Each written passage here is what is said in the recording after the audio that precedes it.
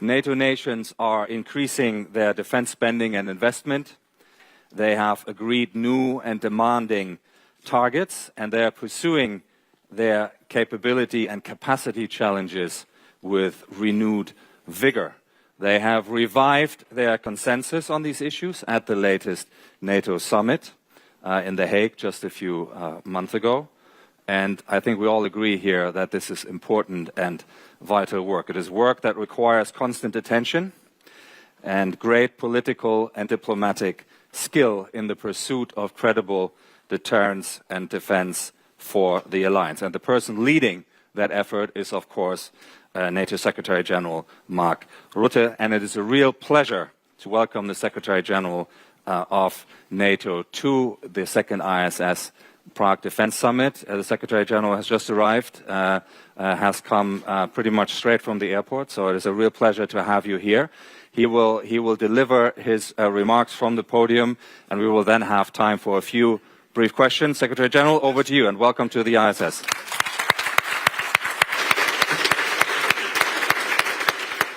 Well, thank you, Dr. Girish, dear Bastian.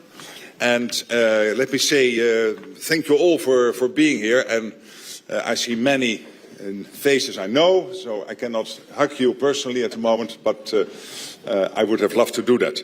And it's also good to be back in beautiful Prague. And it's a pleasure to have the opportunity to have this debate with you this morning. IISS has a reputation when it comes to assessing military capabilities. You know that.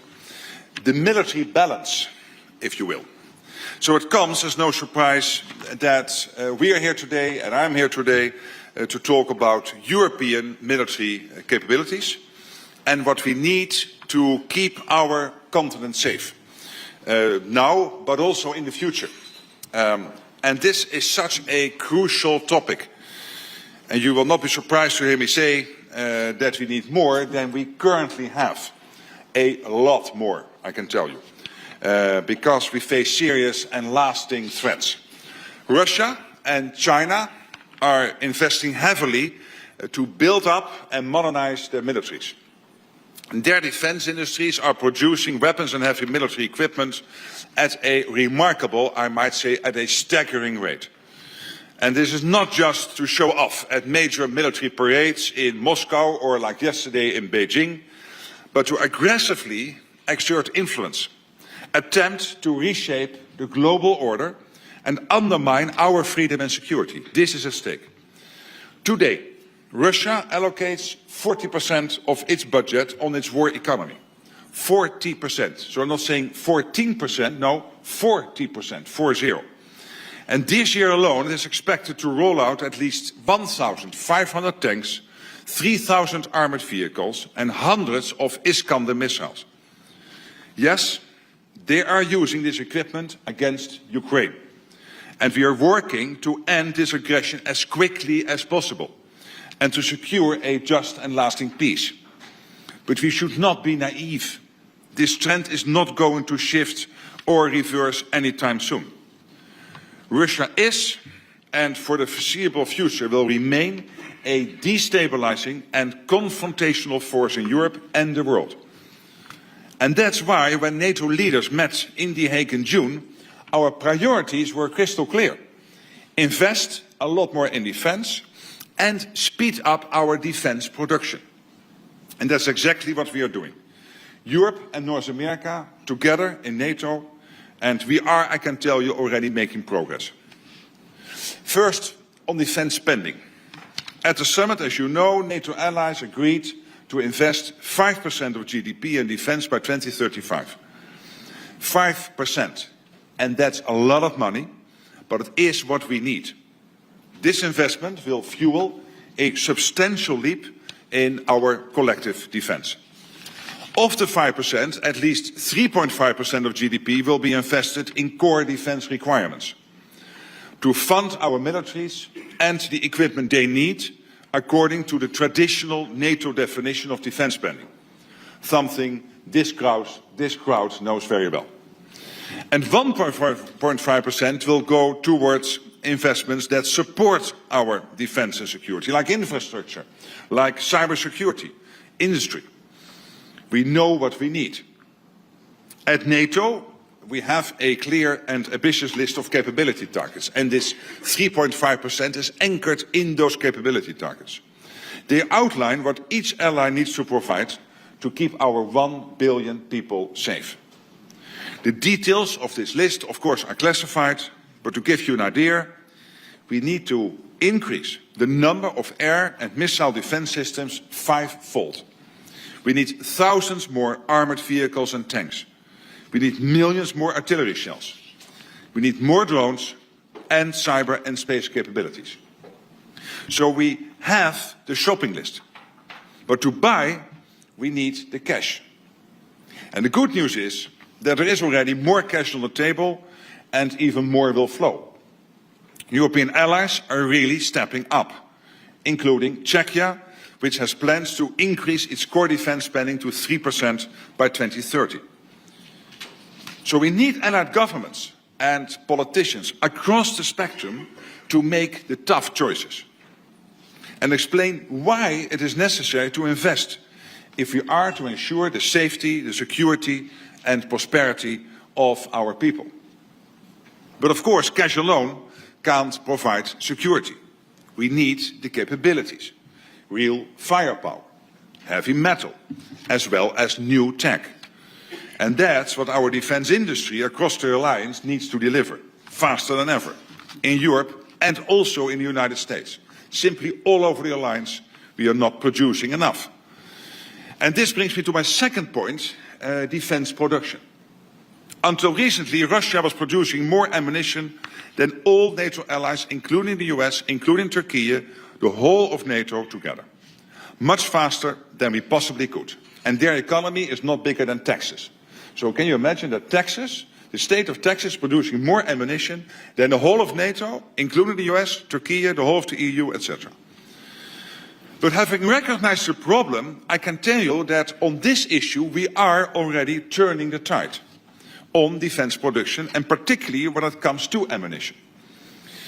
If you look only at the countries of the European Union, their annual capacity to produce artillery ammunition will be 6 times that of just 2 years ago. 6 times.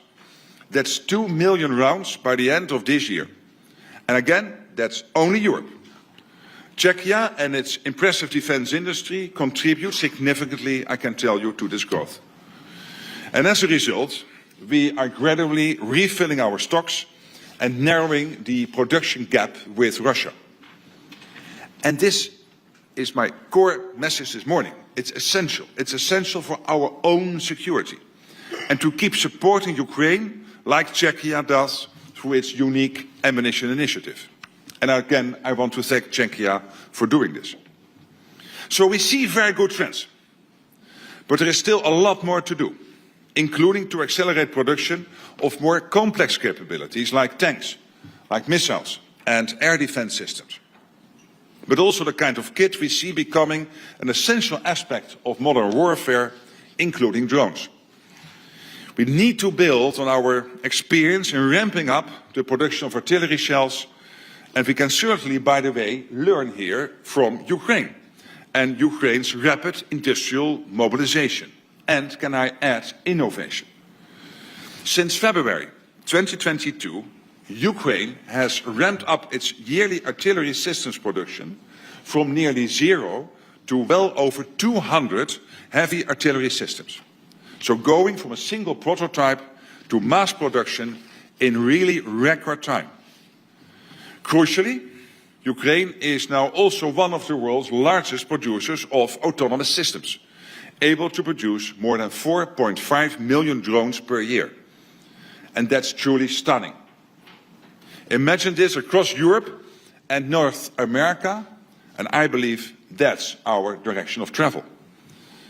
For the industry representatives in this room, there's massive opportunity. The demand for capabilities is real and urgent. It is on the rise and it will continue. We need all your help to further increase production lines, speed up innovation and support development and production of the capabilities that allies need in Europe and in the US. There's also another benefit for those who may not be industry executives or major investors. When industry steps up supply, the result is not only more security, but also more economic growth and many more jobs. So the defense dividend is real. We all stand to gain. From big industries and tech companies to ordinary citizens. Last week, in Unterlüss, in Germany, I visited a new Rheinmetall plant, and it is now creating 500 new jobs. And that's just one factory of many. And there will be many more on both sides of the Atlantic. And I believe this is a good news story. But I know that some may not see it that way. Some may worry about a new arms race, but our own aim, I can tell you, is not to provoke. Our aim is to protect and to ensure that we can continue to enjoy the freedom and security that we all hold so dear. The freedom and security that NATO was founded to preserve. We should not forget, our need to increase defense investment and production is in response to the threats we face. Russia's unprovoked war against Ukraine is the most obvious example of that threat. But the threat will not end when this war does, nor is the challenge limited to Russia.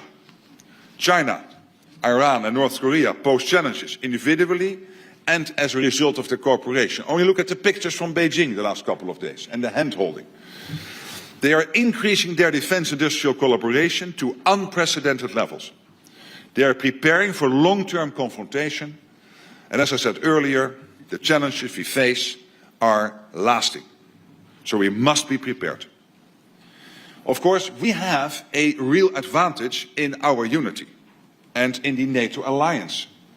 This is not Europe alone, but Europe and North America together. All 32 of us, united in our commitment to collective defense, and united in our plans for how to deter and defend, day after day, year after year.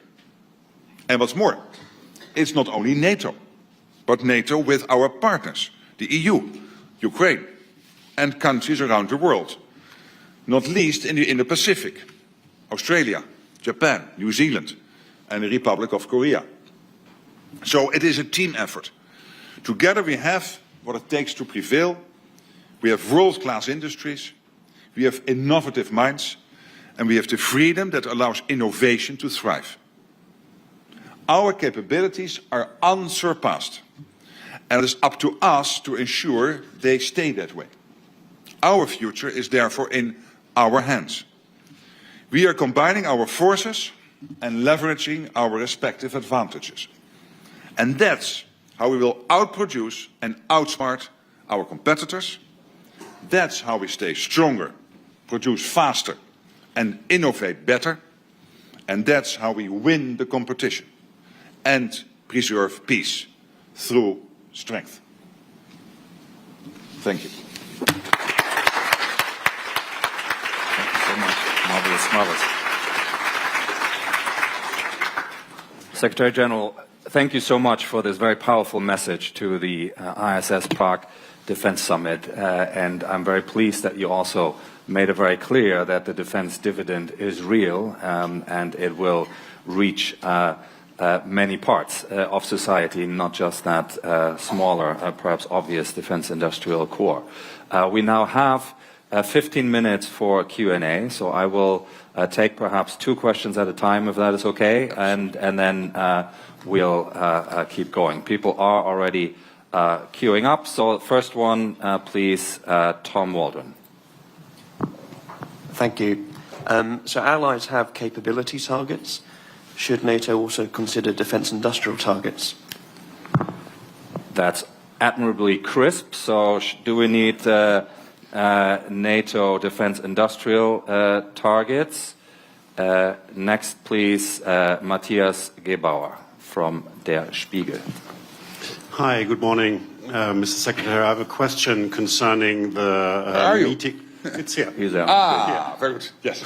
Well, I have a question concerning the meeting on Ukraine security guarantees this afternoon. I'm wondering why you pointed out several times that it's really important now to also announce specific details about this possible security force. Can you elaborate a little bit why you highlight this importance, even though Russia is clearly saying that they won't accept any NATO troops in Ukraine anytime soon? Yes, but why are we interested in what Russia thinks about troops in Ukraine? It's a sovereign country. It's not for them to decide. I'm really amazed. I'm not criticizing you, but I hear this question, of course, more often. So thank you for asking the question. But I'm really amazed. Russia has nothing to do with this. It's the same like Finland then should have had a sort of a nod, a yes from Russia to join NATO. No, of course not. And Sweden, no. In the past, the fact that we founded NATO, we are sovereign nations. Ukraine is a sovereign nation. If Ukraine wants to have security guarantee forces in Ukraine to support the peace deal, it's up to them. Nobody else can decide about it. And I think we really have to stop making Putin too powerful. He is the governor of Texas, not more. So let's not take it too serious. And then on your first question about capability targets, I agree. So we have the capability targets, and basically flowing from there, of course, we know exactly what we need in terms of the defense industrial output. I'm really at stress to again make that point. Sometimes people think we do the 3.5% core defense spending for an audience of one. No. It is a coincidence that by spending 3.5%, we equalize what Europeans and Canadians are spending and the US is spending, which is crucial because we had to end that debate, which started with Eisenhower, basically saying that the US was paying more than the Europeans, and the US was totally right and rightly irritated and expecting the Europeans and Canada to step up. That's now happening, but the 3.5% is not. Yes, it is a coincidence that it equalizes with the US, but it is exactly the ballpark figure that you need to get to deliver the capability targets. And absolutely to the question, you need the defense industrial output. So I can tell you my country, the Netherlands, knows exactly, and I know from the Czechs and other countries, they know exactly what gear to buy to make sure that not only the people are there, but also they have the equipment to deliver their support to the overall endeavor if the phone call would come that Article 5 is triggered. So that's absolutely clear. Mm-hmm. Thank you very much. I'll take another group of two, and Secretary General, we have a few delegates here from NATO's Asia-Pacific, Indo-Pacific partners. So we'll take a question from Chung-Min Lee from Korea. Chung-Min, mic is live. Thank you, Mr. Secretary General. It's a real honor. I saw you last when you were Prime Minister in Seoul. Yes. My question to you, sir, is this. As you know, South Korea played a key role in supporting Polish rearmament because of the Ukrainian conflict. But this must be a two-way street. South Korea and Japan must buy arms also from our NATO partners. So from your position, what can the IP4 countries do to make sure that we are able to fill the gap with our European partners, but to also entice European companies to make sure that the gap that we face vis-à-vis the PRC and North Korea is also being filled with the help of our European industrial friends? Thank you very much. Let me take one more, and I'll try and pick one that might hopefully align with this. From Australia, Latika Burke, your mic is live. Thank you. Thanks, Bastian. Secretary General, you said in your speech over here, Secretary General. Hi, good morning. Hi, thank you. Good morning. You said in your speech that the threat from Russia will not end when the war ends. Then you said that China is preparing for long-term confrontation, looking at the pictures this week, and that we must be prepared. It's a team effort. But what does that team effort look like? Is it going beyond defence industrial collaboration, or are we talking about a combat role here? I don't think we will extend Article 5 to the Indo-Pacific. I don't think that will happen. But what you see increasingly happening is that the cooperation between NATO and the four countries in the Pacific, Japan, New Zealand, Australia and the Republic of Korea is getting stronger and stronger. And why? Because these theaters are connected. When I'm discussing this with the senior policymakers in the US, there is increasingly a realization that if China would one day decide to attack Taiwan, it will not be limited to that attack. Why would not first Xi Jinping call his junior partner in all of this, one Vladimir Putin, to also keep us busy here in Europe, in the Northern Atlantic area. And the US is absolutely convinced that for their long-term security, a secure Europe, a secure Arctic, but also a secure Atlantic is crucial. So this is all getting interconnected, and that is why we need that cooperation so closely.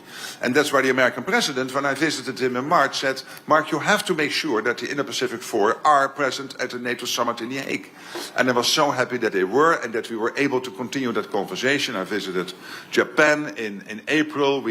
I'm closely in contact with all the senior leaders in the Republic of Korea and of course New Zealand and Australia. And to the question about defense production, the Republic of Korea is getting into the NATO markets. Why? Because NATO industries until recently were not producing enough. When it comes to ammunition, we are closing the gap. But on many other systems we are not. And I'm asking industry in US and in Europe, why do you accept that? This is a free market, so if Poland is now buying for tens of billions Korean equipment, and they are totally entitled to do so. And why? Because it is good and it is delivered fast at NATO standards. But on the other hand, if I was Raytheon or Lockheed Martin or Rheinmetall or Leonardo, I would think, hey, that is strange, and why is this happening? So to your question, I want to thank you for the fact that you are filling the gaps at this moment in NATO, because we are not producing fast enough. And by the way, when it comes to shipbuilding and our Navy, and particularly the US Navy, I'm really worried. Because this China has now more ships sailing than the US, and shipbuilding in the US is not at a rate that they can anywhere catch up on what China is doing at the moment. And also the European shipbuilding market is developed, and we have seen the new deals between the UK and Norway. But we need much more if we collectively want to fill that gap. So thank you to Korea. Of course, it would be great if we can also deliver some stuff to you and to Japan and others. I mean, I'm a center-right free market politician. I love free trade and earning money and getting some peace dividends from this.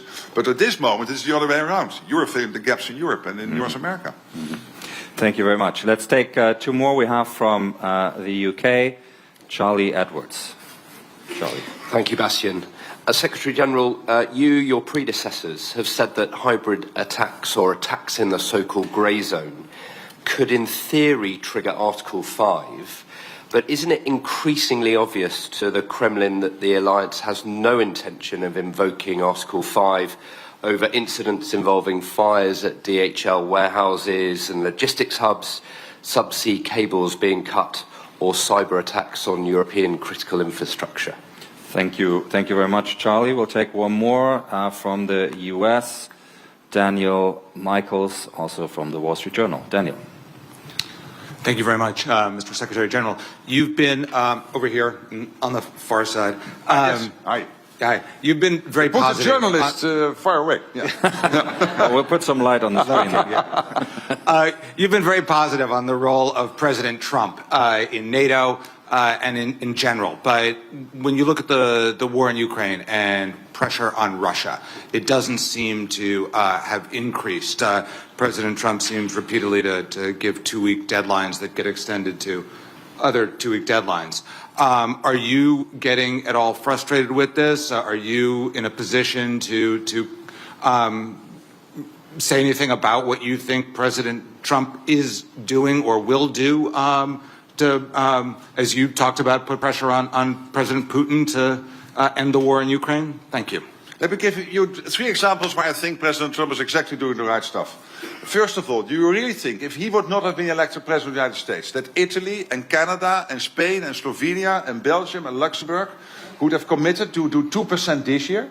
Do you really think that the whole of NATO would have committed to 5%? Committing to 5%, including 3.5% core defense spending at the NATO summit in The Hague?